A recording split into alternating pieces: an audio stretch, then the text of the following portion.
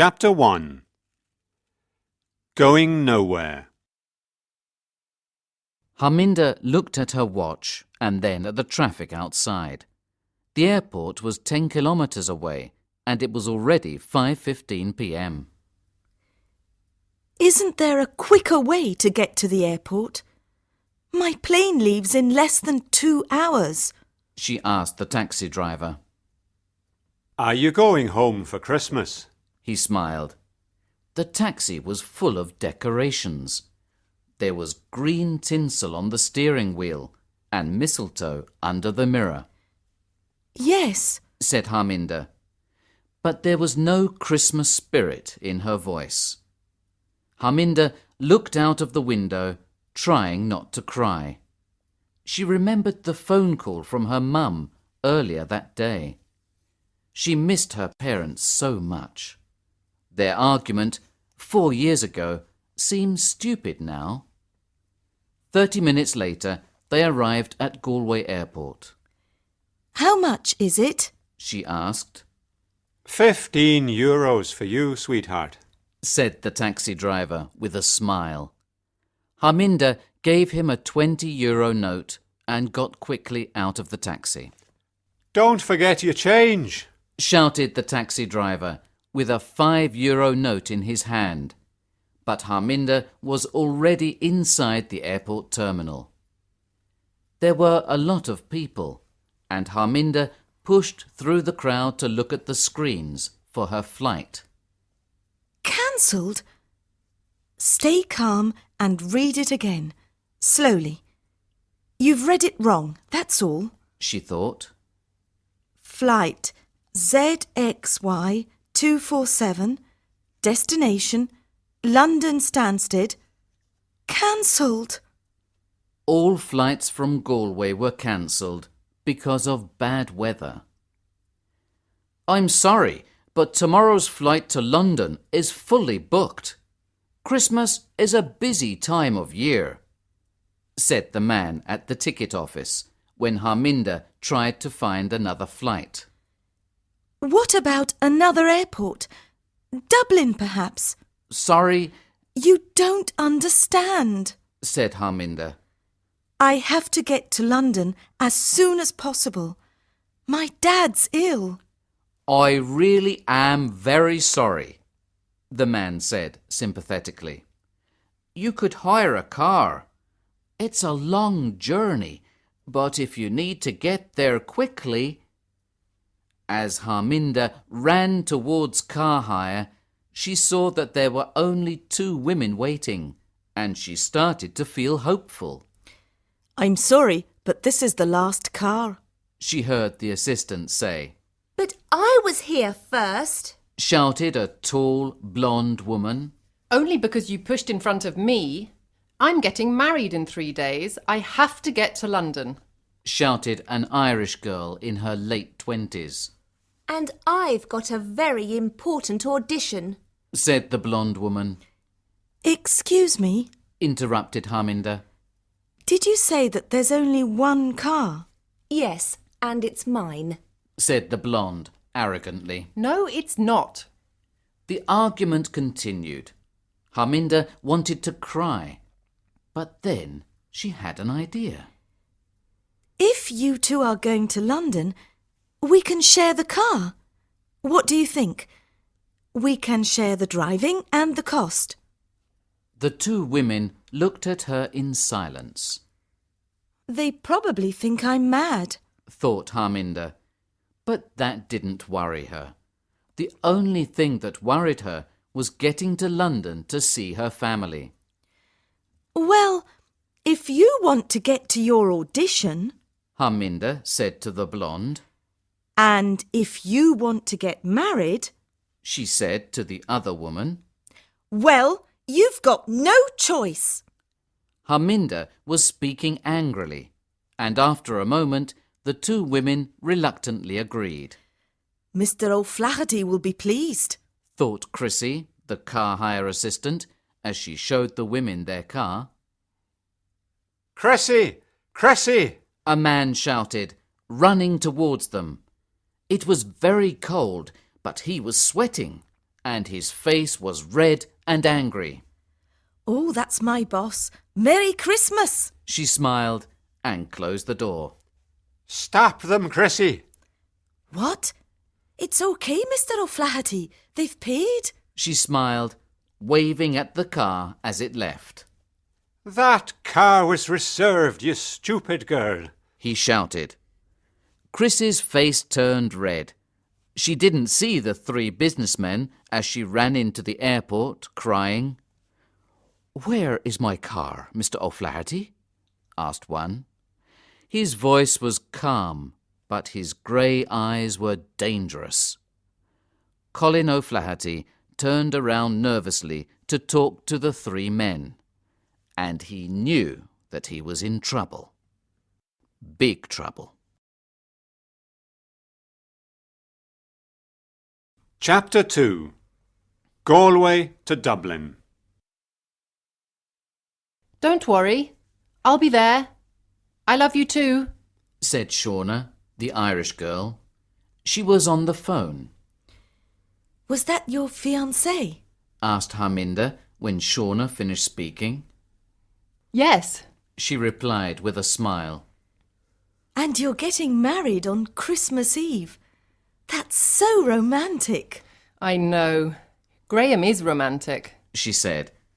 She took a photo from her purse and gave it to Harminder. It was obvious that she loved him very much. He even proposed on Valentine's Day. Original, said Vanessa sarcastically. What is your problem? Replied Shauna, angry at the blonde woman's sarcastic reply. I'm not the one with the problem. I'm not the one getting married, thank God. We left Galway 2 hours ago, and the only thing you've talked about is Gavin and how wonderful he is. His name's Graham. Graham, Gavin, whatever. So he's romantic? After 6 months of marriage it won't be romantic when you have to wash his dirty clothes every week. Vanessa, that's a horrible thing to say, said Harminder. Have you never been in love? For a moment, Vanessa's eyes went dark. Love is for idiots, she said in a low voice. Shauna touched the small diamond engagement ring on her left hand and looked out of the window, trying not to cry. She loved Graham, and he loved her, and on Christmas Eve she was going to marry him. Don't listen to her, Shauna, said Harminder. Shauna liked Harminder.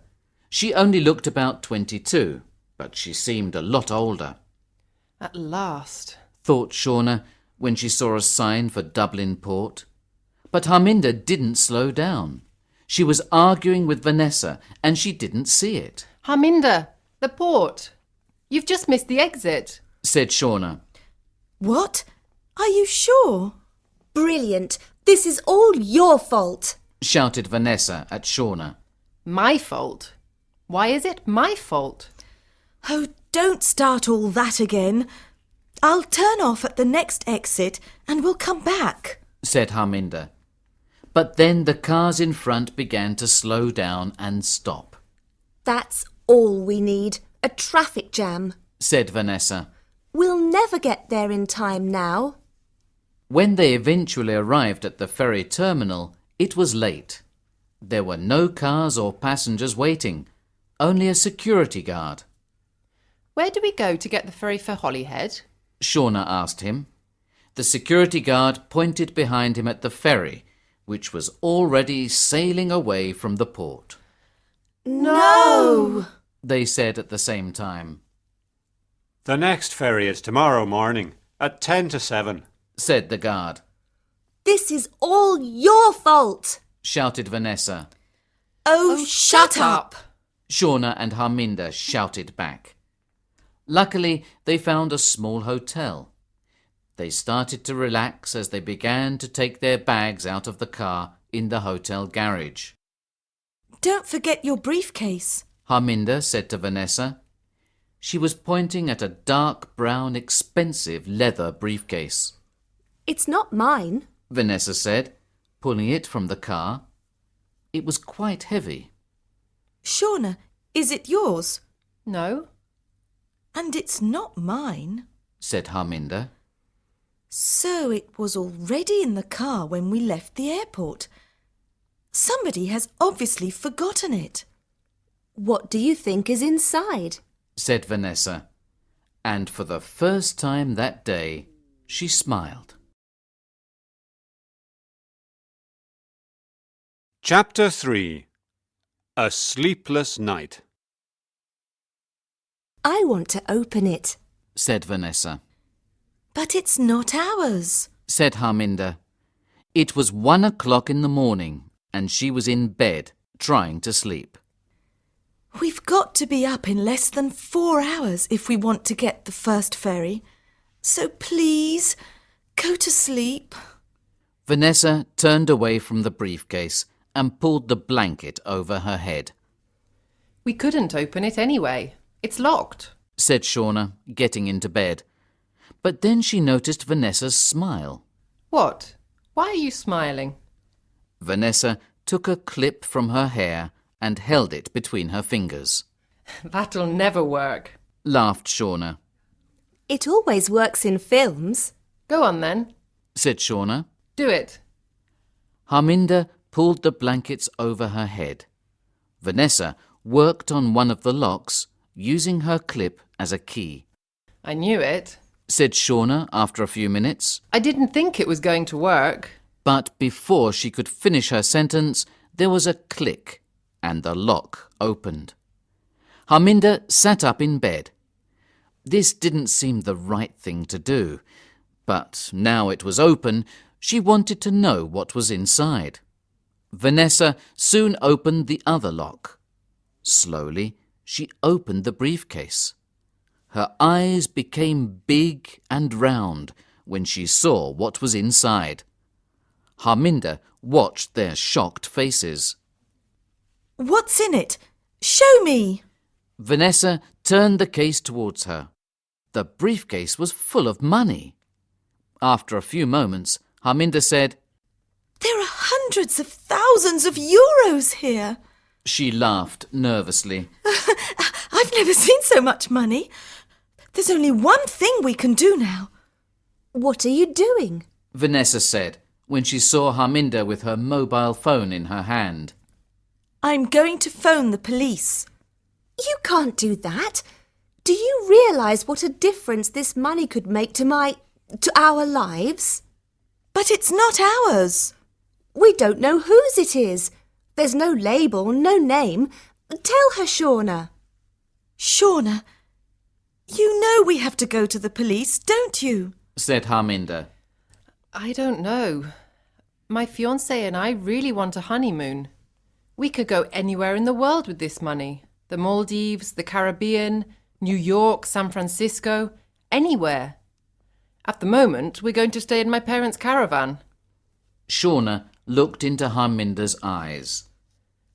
We've never had a holiday together. I'm sorry, Harminder. Vanessa held Harminder's hands. Her voice was soft and kind, and Harminder remembered that she was an actress. You said your dad's ill. Think about it. With this money, you could pay for the best doctors. Harminder's phone started to ring. Slowly, Harminder picked it up and answered. Hello? Oh, hello, Mum. How's Dad? When the phone call finished, 10 minutes later, her cheeks were wet with tears. What is it, Harminder? Asked Shauna. My dad, he's got worse. They're not sure if he will survive. Vanessa closed the briefcase. Well then, you need to get there quickly. If we go to the police now, they'll ask us questions for hours. OK. Said Harminder quietly. Maybe not until tomorrow. Continued Vanessa. I said OK. We won't go to the police now, but when we get to London, after I've seen my dad, then we'll go.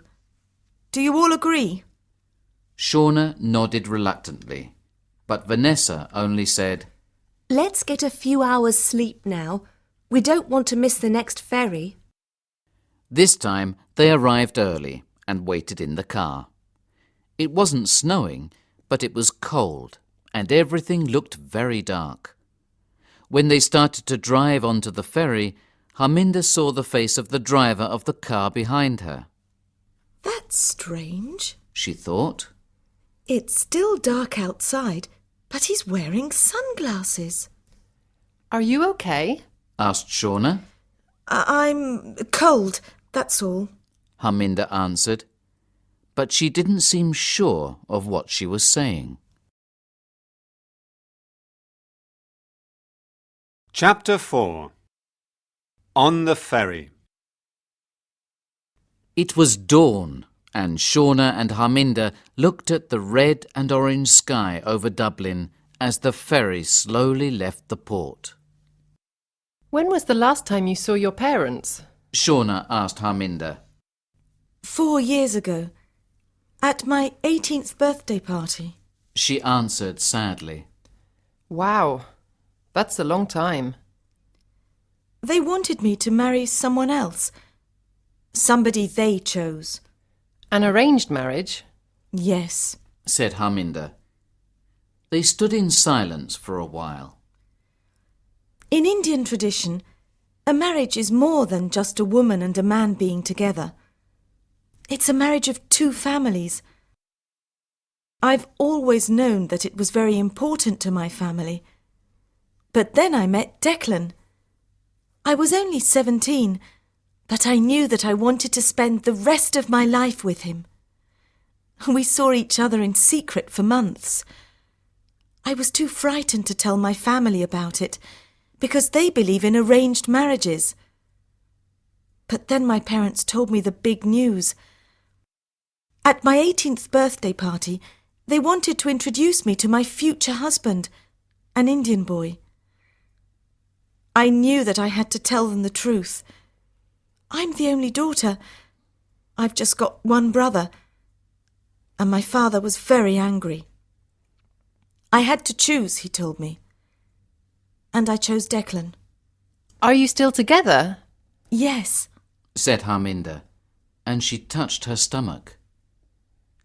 Are you pregnant? Shauna asked with a smile.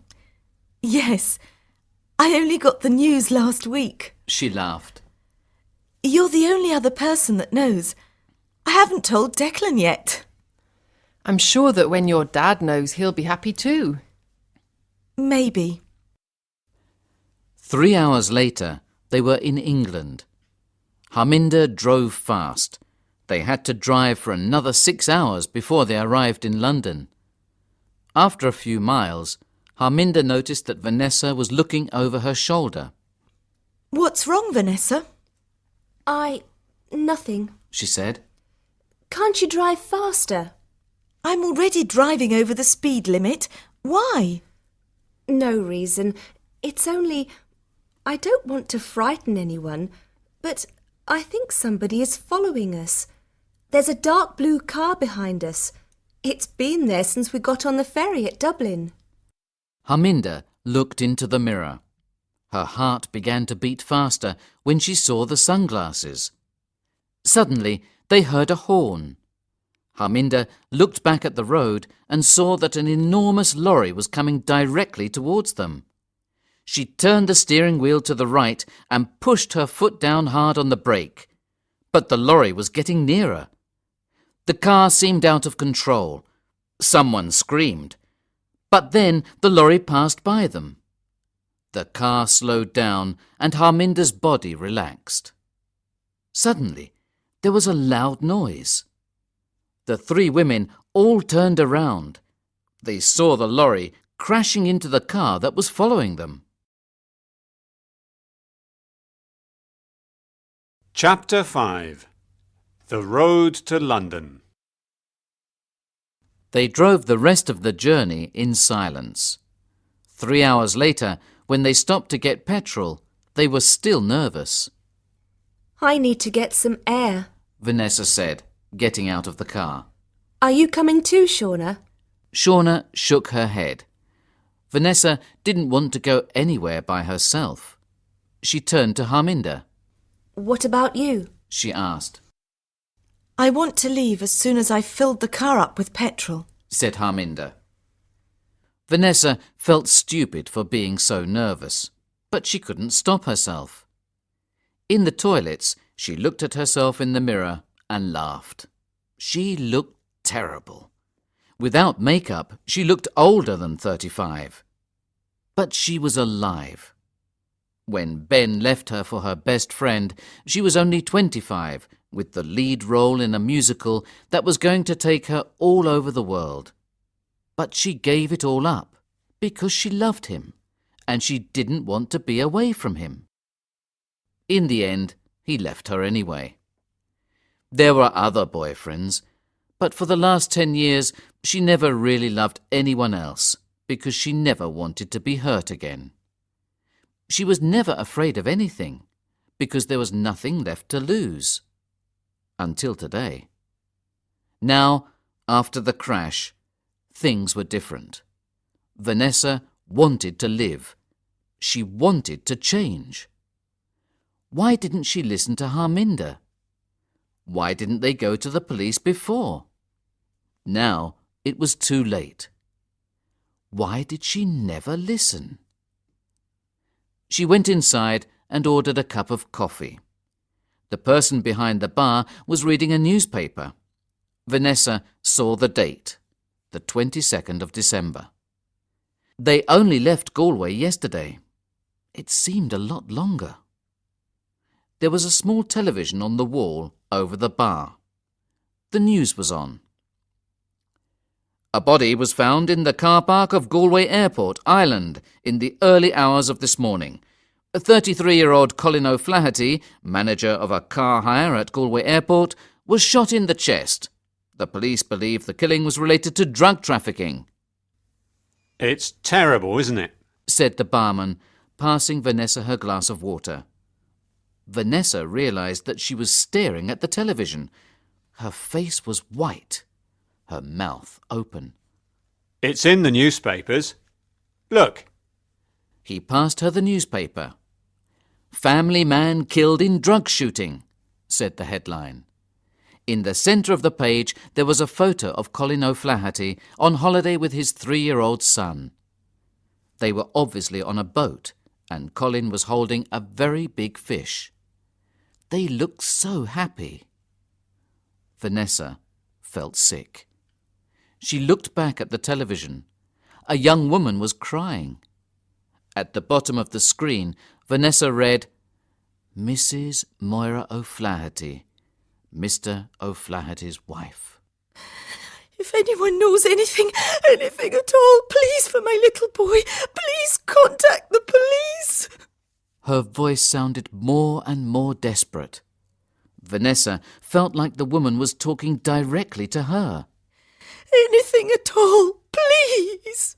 Vanessa couldn't hear any more.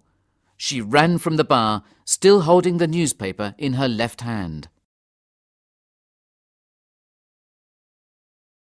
Chapter 6. At the hospital. Go on.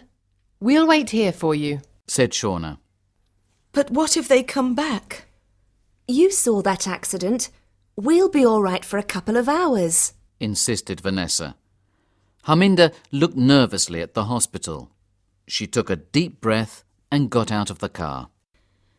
I'll be as quick as I can, but this is my mobile number if you need me.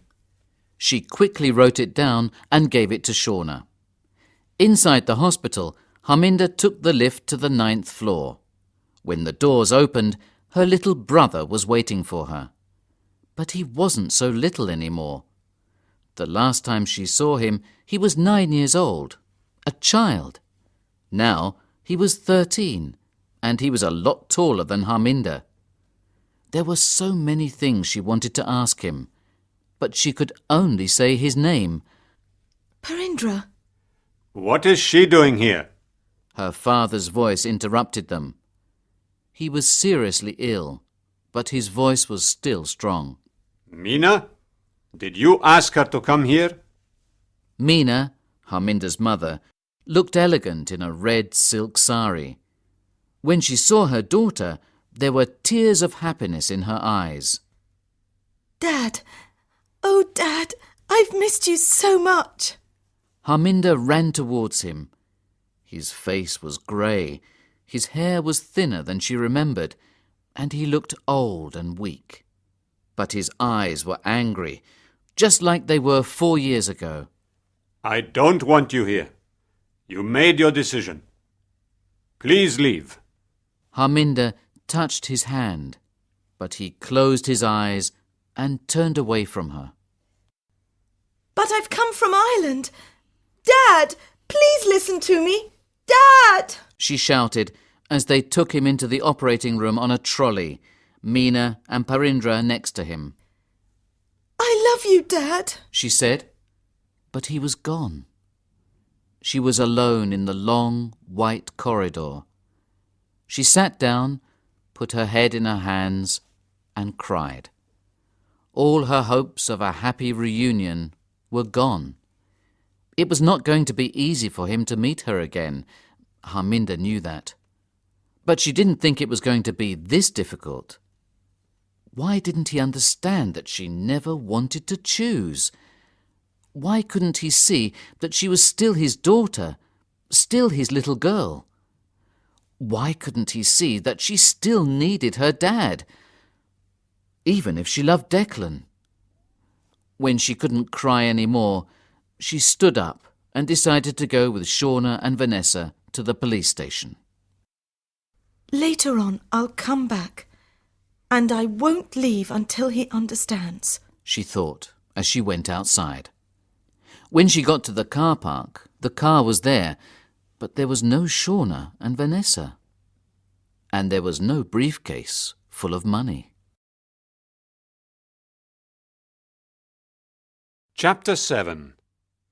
Danger Money. Shauna and Vanessa were in the back of the car. Their hands were tied. They were very frightened as they tried to listen to the conversation of the two men in front of them.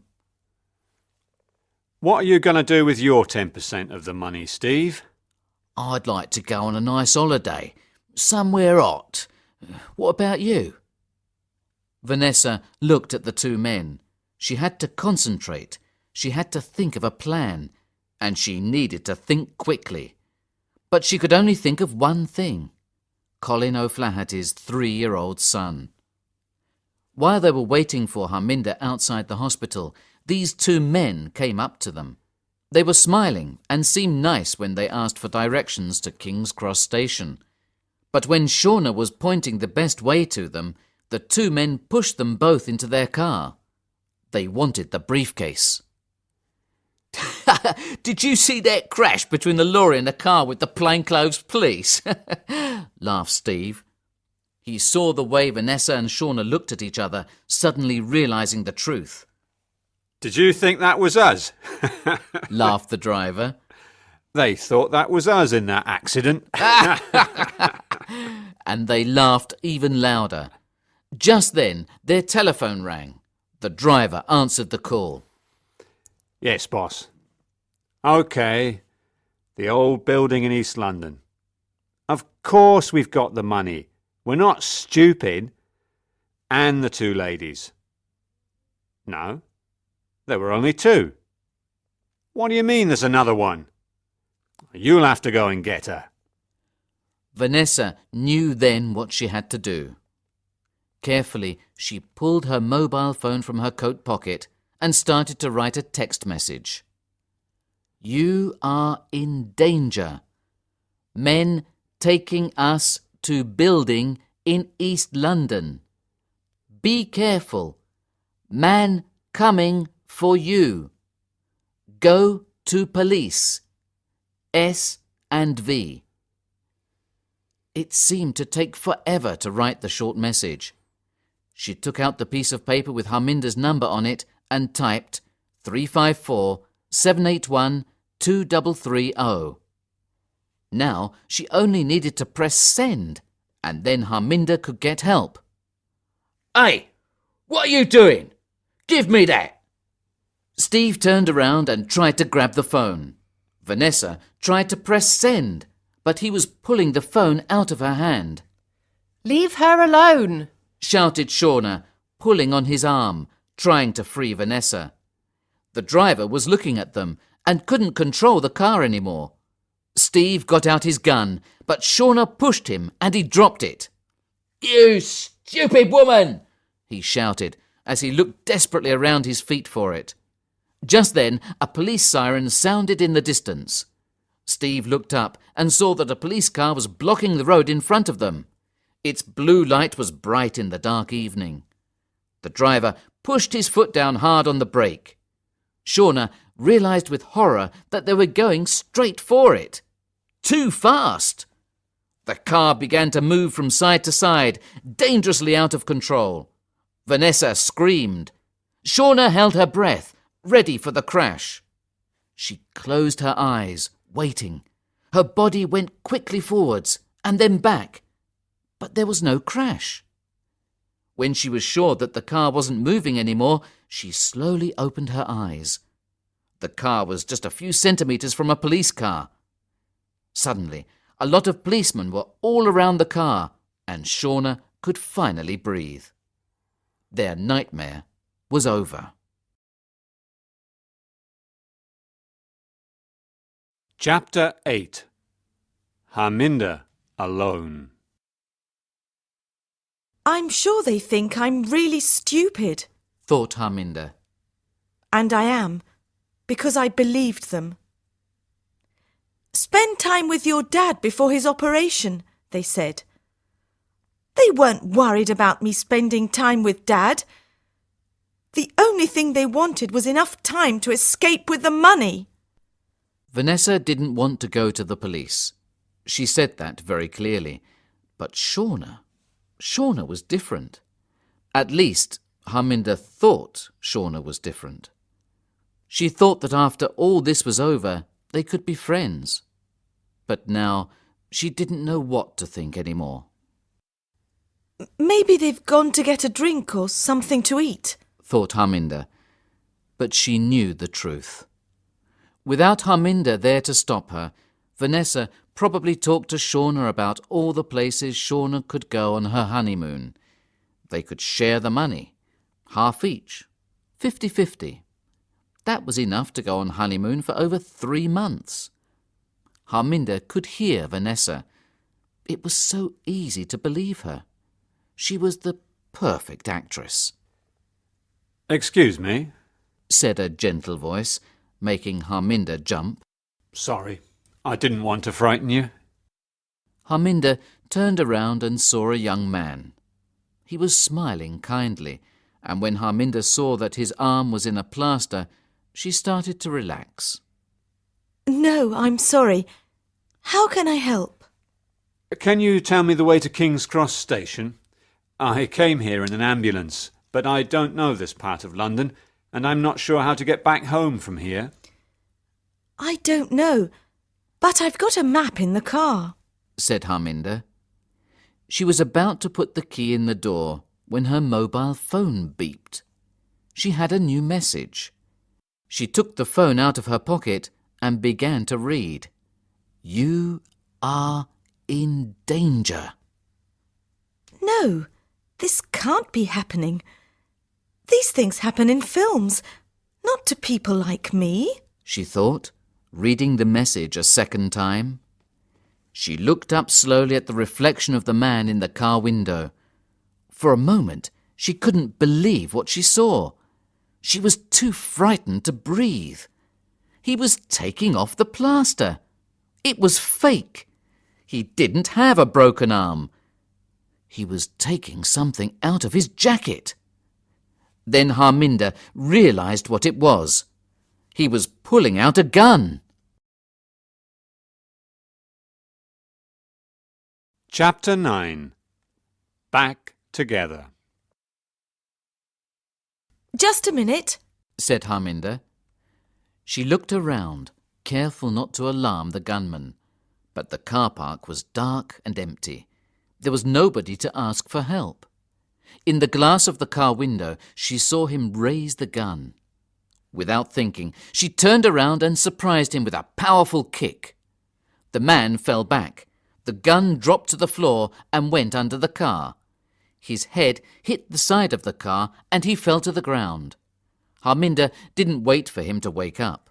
She quickly dialed the number of the emergency services, 999. Every second seemed like a year as she listened to the ringing.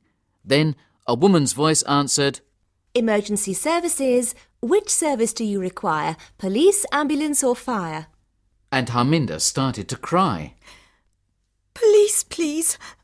Hello, police. There's a man with a gun. He wants to shoot me. I'm outside the Queen Elizabeth Hospital in London. But before she could finish telling the operator everything, there was a loud bang. Pain. And then, for Harminder, everything went black. Harminder could see lights. Bright, white lights. And her first thought was that she was dead. But then she felt someone touch her hand, and her mother's sweet voice said her name. Slowly, Harminder opened her eyes, and her mother's face slowly became clear. Mum, It's all right, my darling. what happened? Where am I? You were shot, but you're going to be fine. You're in hospital. What about my baby? Harminder started to feel frightened. Your baby's fine. Harminder saw that there were tears in her mother's eyes, but they were tears of happiness. I'm going to be a grandmother. Harminder looked around the room. Parindra was there. Even Shauna and Vanessa were there. Everyone except her dad and Declan. Where were they? What day is it? Asked Harminder. It's Christmas Eve. You're getting married. And what about your audition, Vanessa? I got the part, of course. It's a thriller about some dangerous criminals. We're starting filming next week in France. And I'm getting married in Shauna looked excitedly at the clock. about 3 hours from now. I really must go now. My mum is waiting for me with my dress. But I just wanted to see you before. We wanted to know that you were okay. Smiled Vanessa. There was only one more thing Harminder wanted to know, but she was also afraid of hearing the answer. Mum, how did Dad's operation go? Harminder asked. But before Meena could answer, the door to Harminder's room opened. I hope this young man drives his car better than he does a wheelchair. Said Harminder's father. Declan pushed him into the room and next to Harminder's bed. I love you, Declan whispered, and kissed her gently on the lips. Then Harminder's father took her hand. Harminder, when I heard you were shot and in danger of dying, I thought about all those years. I realized that what is important is that you're happy. And if it is Declan, He reached up for Declan's hand. that makes you happy, then I am happy. Seeing her tears, he looked suddenly worried. You are happy, aren't you? Yes, She said quietly. I am now. Now that my family is back together.